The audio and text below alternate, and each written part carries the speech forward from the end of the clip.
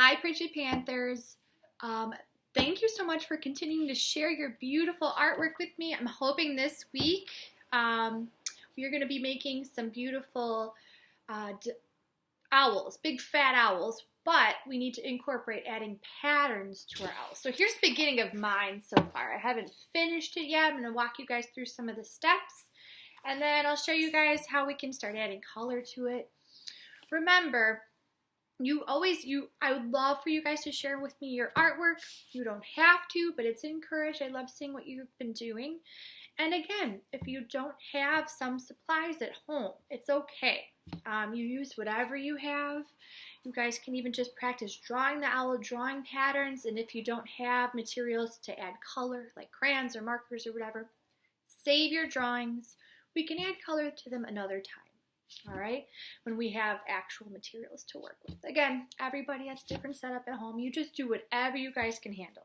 All right.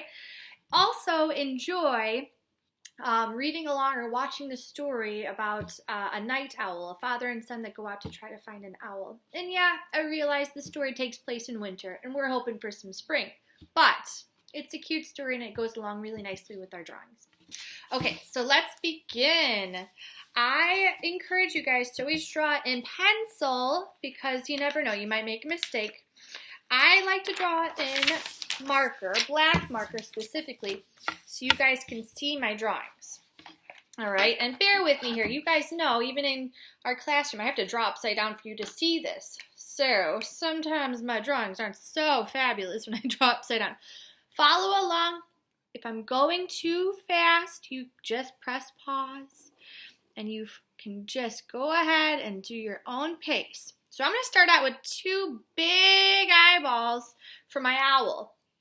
That tends to be one of those things where you look at that first. Owls are known for their big eyes, and I love the idea of making my owl look kind of sleepy. So I'm going to add some droopy eyelids. And again, guys, you don't have to draw your owl exactly like mine. You can make it a little bit different if you'd like to.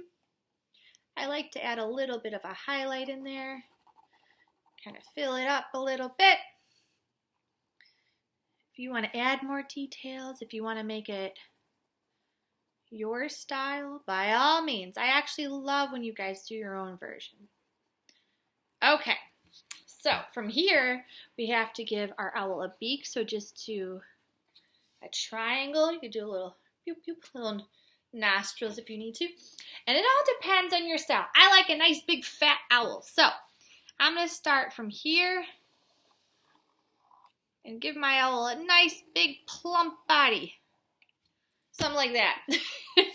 And then some ears, or not ears, some wings. We'll do some ears next. Some wings on the side. And we'll have this come up like this to start to do some ears. And again, they don't have to be perfect. You can make them a little different if you'd like to. Add a couple extra feathers up here if you would like. And you can make the owl's legs look different or his feet. I'm going to keep it simple.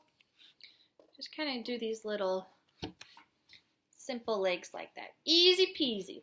Okay, so from here, you guys, we have to add some patterns. I like the idea of adding patterns on the belly, on the head, on the arms. Wherever you see wide open space, we should have a pattern. And it can be whatever you want. Stripes, polka dots, zigzags, swirls, anything you guys like. Patterns are just repetition. So in this case, maybe I'll do some zigzags and some circles and some zigzags. And again, take your time, guys. I'm going quickly. Maybe some swirls. And let's see. From here, maybe I'll do some stripes. And over here, I'm going to do something more like feathers. And you don't have to copy me, guys. In fact, I love it when, like I said, do your own thing. Don't copy Mrs. Fader. Be creative. All right. So from here, you guys, If you don't have anything to color with, that's fine. Save your work. You can always add things in the background. So maybe if you want, you can have your owl sitting on a big stick with a little leaf. Totally up to you.